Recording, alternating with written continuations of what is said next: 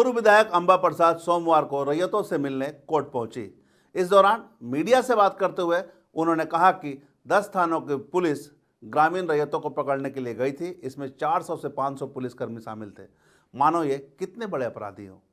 इस जिले की पुलिस से सही अपराधी तो पकड़े नहीं जा रहे हैं, इसकी जगह मासूम रैयतों को पकड़कर उनकी पिटाई की जा रही है। हालांकि कोर्ट में पुलिस ने ना तो इंजरी रिपोर्ट दिया, ना ही कोई और ठोस सबूत। फिलहाल कोर्ट ने डीसी और एसपी से जवाब मांगा है। उन्होंने आगे कहा कि उनके घर पर भी करीब 400 पुलिसकर्मी आए थे, वह भी रात में कार्रवाई करने। थाना के थाना प्रभारी मिलके इतने बड़े क्रिमिनल को पकड़े हैं। मतलब हमको लगता है झारखंड का सबसे बड़ा क्रिमिनल पकड़ाया होगा, जो 2 दिन से थाना में मार खाया है और सबके बॉडी में जख्म है। क्रिमिनल ये इसलिए हैं, सिर्फ इनका कसूर इसलिए है क्योंकि झारखंड में ये रैयत है और कंपनी इनका ज़मीन ले रही है। तो आप देख लीजिए सबका मुंह, सब बच्चे हैं देखने में, सब कोई JKLM से भी है, कोई मतलब किसी को कोई राजनीति से भी मतलब नहीं है। कई लोग हैं जो मतलब बस ऐसे उठा के ले आए गए हैं ताकि बाहर वहाँ के लोगों को डर और खौफ सताता रहे और कोई आगे नहीं आए। तो ये कंपनी के इशारे पे हो रहा है, ये साफ साफ देखिए, क्योंकि 400 और 500 की संख्या में पुलिस फोर्स अगर जाके इन मासूम लोगों को पकड़ रही है और ये इनके ऊपर 307 का धारा लगा दी गई है। और अभी कोर्ट में आप लोग भी सुने होंगे कि 307 का धारा, जज साहब पूछ रहे थे कि इंजरी रिपोर्ट कहाँ है, तो इंजरी रिपोर्ट भी इन लोगों ने जमा नहीं किया कि इंजरी कहाँ है। और उसके बाद फिर इन लोगों ने अपना आप बीती बताया, जज साहब उसको नोट किए हैं और SP DC सबको इसका मतलब जवाब मांगे हैं। वही ऑर्डर था आज।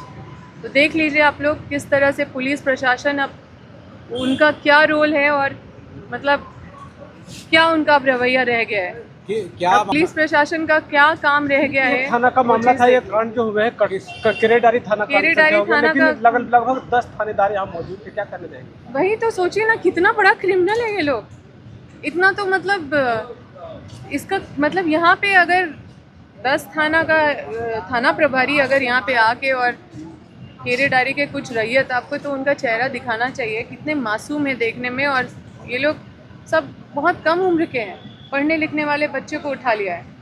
और पूरे मतलब हज़ारीबाग जिला में जितने थाना है, सब थाना प्रभारी ये अपना थाना छोड़ के केरेडारी में इन लोगों को रात को उठाने जाते हैं।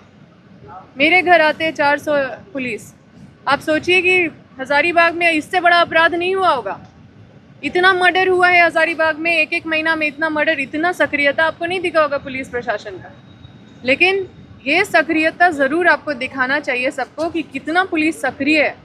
उनकी सक्रियता भी देखनी चाहिए ना, ऐसे तो दिखने को नहीं मिलता। लेकिन ऐसे मौके में उनकी सक्रियता जब दिखती है तो उसको कवरेज दीजिए कि किस चीज़ में उनकी सक्रियता दिखती है जिसकी वजह से वो सारा चीज़ धरा का धरा रह जाता है। वैसा मामला जिसमें सक्रियता दिखना चाहिए।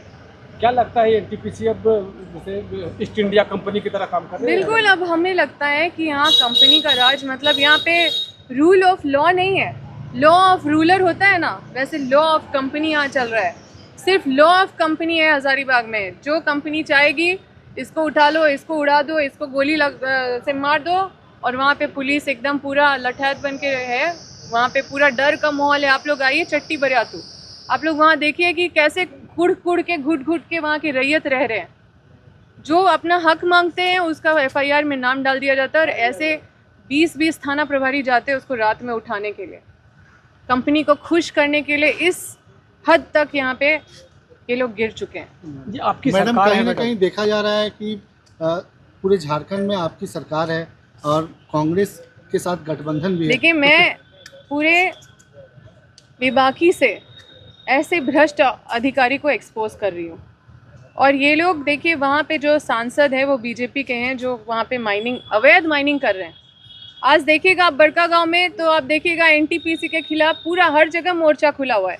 आप देखिए बादम में भी अभी ज़बरदस्ती दूसरे एरिया में जाके ग्राम सभा कराने का कोशिश किया गया, जिसका पब्लिक लोग विरोध किए। अभी आप देखिए कि कट ऑफ डेट को लेके धरना चल रहा है, वहाँ पे भी खूब सारा CRPF खड़ा कर दिया गया है। तो ये जो है NTPC और ये जो मतलब माइनिंग माफिया, ये सब मतलब आप सोचिए कि लोकसभा में जब माइनिंग माफिया जैसे लोग बैठने लगे, जब बिजनेसमैन बैठने लगे, तो ये लोग जनता के लिए क्या आवाज़ उठाएंगे? जनप्रतिनिधि नहीं बैठ रहे हैं लोकसभा में, लोकसभा में माइनिंग माफिया बैठ रहे हैं, लोकसभा में मतलब वैसे उद्योगपति बैठ रहे हैं जो पूरा जगह कब्जा करना चाहते हैं, अपना मतलब शासन चलाना चाहते हैं, हर जगह हर चीज़ को अपने मतलब खुद लूट के और उसको किसी तरह से अपने पक्ष में करना चाहते हैं। मैडम, आगे आप आंदोलन का रूपरेखा क्या रहेगा? देखिए, हम हर पैमाने पे हम अपना मजबूती से लोगों के लिए खड़े हैं। आंदोलन हो या फिर अधिकारियों को एक्सपोज करना हो या इन रैयतों के लिए। देखिए, आज राहुल गांधी जी का प्रोग्राम था गया में, मुझे वहाँ जाना था, लेकिन यहाँ के रैयतों मतलब जिस तरह से पुलिस लगी हुई है उनको सताने में, उनको मार पीट कर रही है थाना में। आप 24 घंटे के अंदर, आपको ये कानून कहता है कि आपको उसको जेल में डाल देना चाहिए। 307 का धारा लगा दिया है, जैसे कि किसका मर्डर कर दिया है। अब जाके पता कीजिए कि अरे भैया 307 ऐसा भी क्या हो गया जो इन लोगों के ऊपर 307। और अगला पक्ष को चोट लगा है, वो अभी भी पट्टी लगा के घूम रहा है, लेकिन उसका FIR अभी तक दर्ज नहीं हुआ है।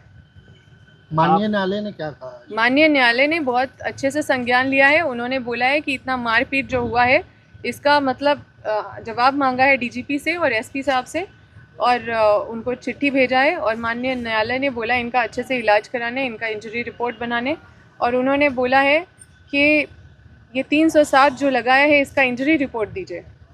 कौन है जो इतना जख्मी है? 307 किसको हुआ है? तो कोई रिपोर्ट नहीं। तो आप देख लो कि कितना सक्रियता है। आपके घर में अगर कुछ होगा ना, तो इतना 20 थाना प्रभारी जाके आपके लिए काम नहीं करने वाला। ये पुलिस आपके सिर्फ कंपनी के लिए काम करेगा। आप फ़ोन करो SP को, आप वो मतलब DC को, जिनको भी फ़ोन करो, किसी एक समय में वो उठा लेंगे, किसी समय नहीं उठाएंगे, लेकिन उनका फ़ोन, कंपनी के लोगों का फ़ोन रात में भी उठता होगा। वो 24/7 यहाँ पे मतलब यहाँ पे उनको सेवा मिल रहा है इन सब का। बता दें कि हजारीबाग के बड़कागांव प्रखंड के बादम कोल ब्लॉक में NTPC के मुआवजा शिविर में मंगलवार को हुए हंगामे के बाद जब पुलिस ने मामला दर्ज किया, तो इसके विरोध में ग्रामीणों ने गुरुवार की सुबह जेल भरो आंदोलन शुरू किया था। इसके बाद बड़ी संख्या में ग्रामीण बड़कागांव थाना का घेराव करने पहुंचे थे, जहां पर ग्रामीण और पुलिस के बीच झड़प हो गई थी। इसमें NTPC और अंचल कार्यालय के कुछ अधिकारी भी घायल हो गए थे। घटना के बाद पुलिस ने ग्रामीणों पर मामला दर्ज किया और गिरफ्तारी की कार्रवाई शुरू कर दी। इस कारण क्षेत्र में ग्रामीणों का आक्रोश और गहराता जा रहा है।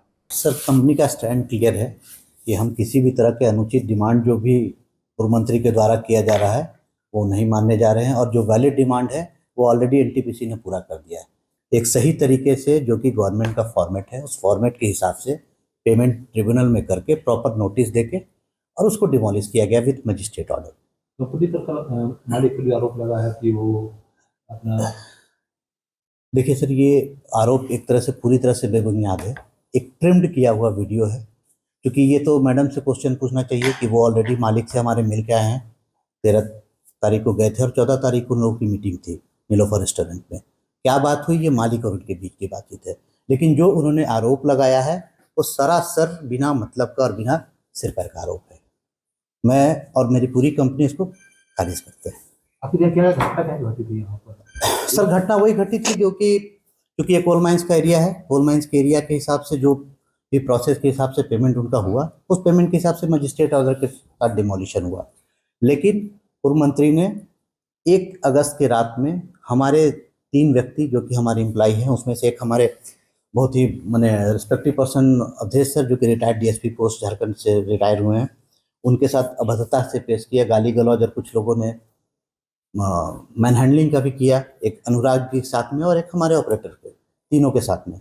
शाम 6:30 से लेकर सुबह 3:30 तक तीनों को कैद करके रखा। पुलिस प्रशासन के जाने के बाद भी लगभग 6 घंटे के बाद उनको रिलीज किया, और ये तीनों को सारा चीज़ हमने FIR के रूप में लिख के दिया है। और उसके बाद कंटिन्यूअसली उस दिन से कल शाम तक हमारा माइंस बंद था।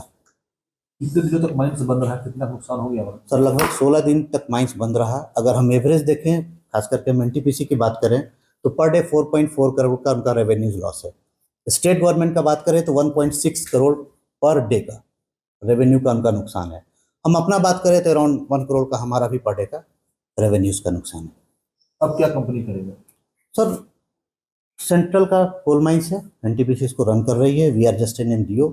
जो प्रशासन का आदेश आएगा हम उस आदेश के हिसाब से चलेंगे। सीसीटीवी में भी दिख रहे हैं कि लोग लाठी डंडा के साथ सर लाठी डंडा के साथ ही नहीं, बहुत तरीके से हम लोगों को गाली गलौज, यहाँ तक धमकी भी दिया गया है कि आप कहाँ से आते हैं हमको पता है, हम आपको उठवा लेंगे, ये कर लेंगे। वो तो ऑलरेडी ऑन रिकॉर्डेड है सर, हम लोगों ने सारे चीज़ को एफआईआर के रूप में दिया है। वहीं पूर्व विधायक अंबा प्रसाद द्वारा लगाए गए आरोपों को एनटीपीसी के अधिकारियों ने निराधार बताया।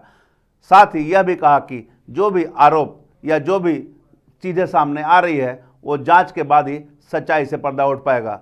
वहीं अंबा प्रसाद द्वारा लगाए गए आरोपों में कितनी सच्चाई है, साथ ही रैयतों के द्वारा जो सवाल जवाब उठाए जा रहे हैं अंबा प्रसाद के द्वारा, उसमें कितनी सच्चाई है यह जांच के बाद ही मालूम चल पाएगा। हम पूरे मामले से आपको लगातार अपडेट करवाते रहेंगे। बने रहे मिरर मीडिया के साथ।